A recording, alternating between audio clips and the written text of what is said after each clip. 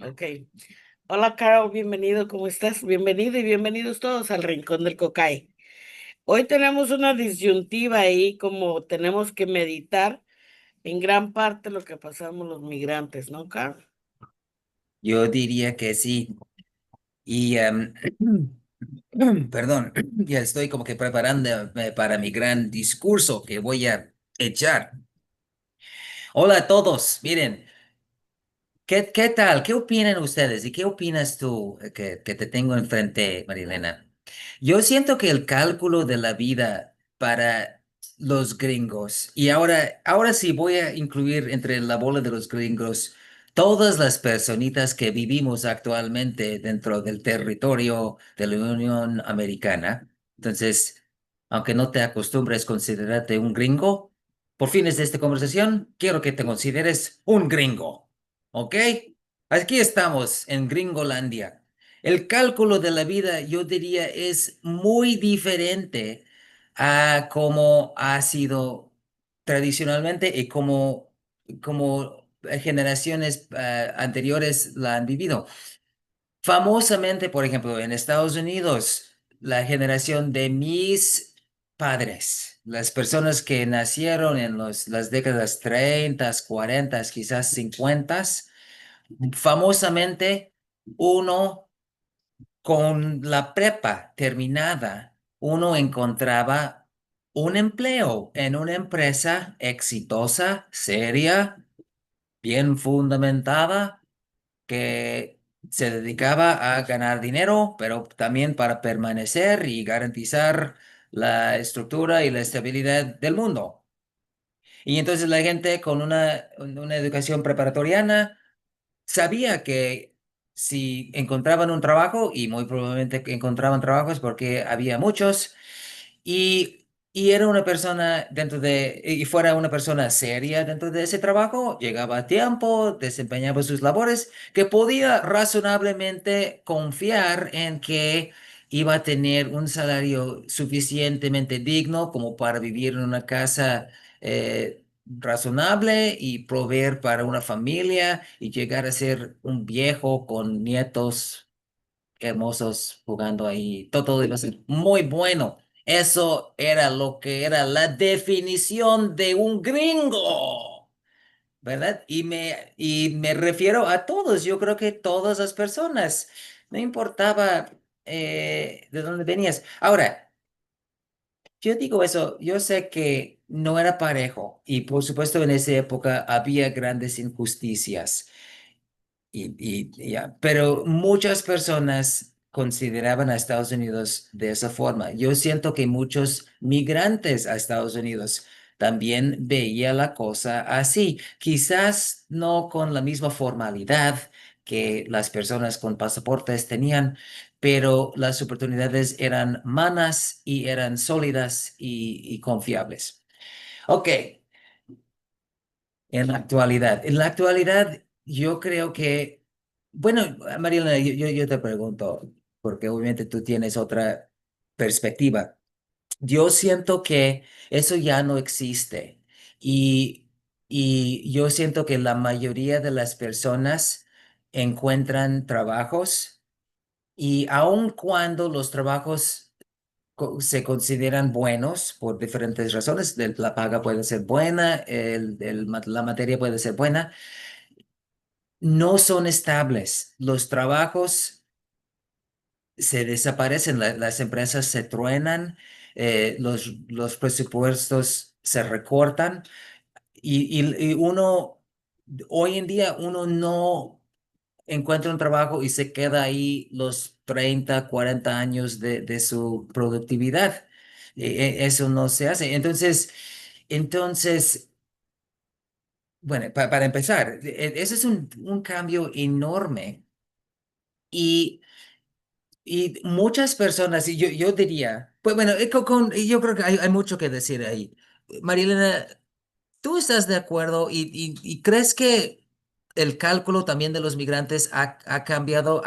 ¿Será cierto que hace muchos años los migrantes sabían que solo tenían que encontrar un buen patrón y se quedaban con ese patrón o se armaban de dinero para poner su propia empresa que también iba a fructificar, o se quedaban con ese patrón y la vida era muy estable. O coméntame, por favor, ¿qué opinas del antes y ahora? Si es lo mismo o muy diferente.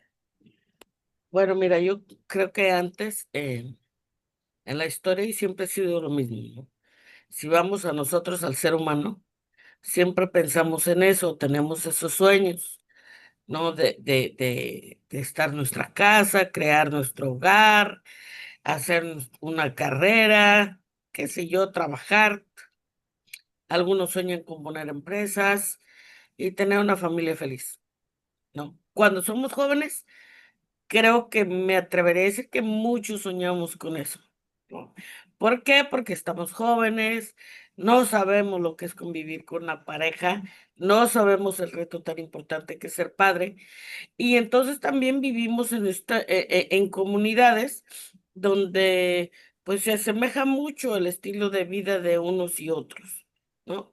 Aunque no lo queramos ver, vivimos un tipo de segregación, en mi opinión, porque Segregación, segregación, sí, ¿verdad? segregación, sí, Bien. porque no sé si tú te fijas, pero ¿por qué crees que hay colonias? Hay colonias de más rango, de menos rango, va, porque precisamente como el mismo sistema en sí, ¿no? Pero en cuanto a otra parte de la historia de los migrantes aquí en Estados Unidos, ha sido y fue a través de la historia donde los migrantes iban de un lado a otro buscando las temporadas para trabajar. eh, lo siguen haciendo muchos, pero cuando empiezan a tener familia, buscan dónde asentarse, buscan un lugar donde quedarse y entonces encontrar un buen patrón y ahí quedarse toda una vida. Creo que la vida nos da retos.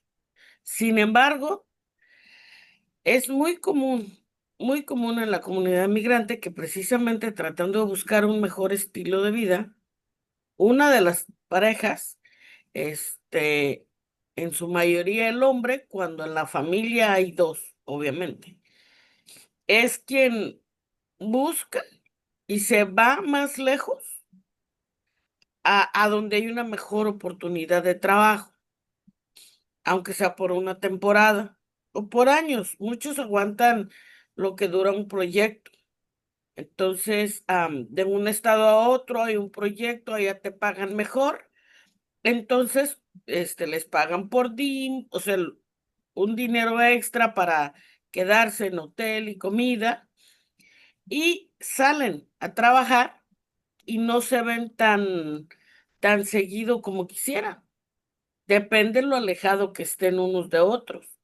Entonces, ahí bien sea muchas veces la familia va y visita al que está trabajando fuera de ese estado y o al revés, ¿no? Pero la mayor parte de veces, la persona que está fuera es la que viene a la familia a pasar un fin de semana, a estar, solamente realmente un par de un día, literalmente, porque salen el viernes, se van a su casa, dependiendo qué tan alejados estén, bien sea que tomen avión o en vehículo, también depende de su estatus migratorio, en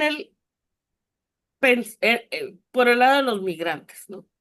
Ya sé que si tú eres una persona legal, pues agarras un avión, no tienes ningún problema, pero hoy no, y sino antes también no ha sido tan fácil.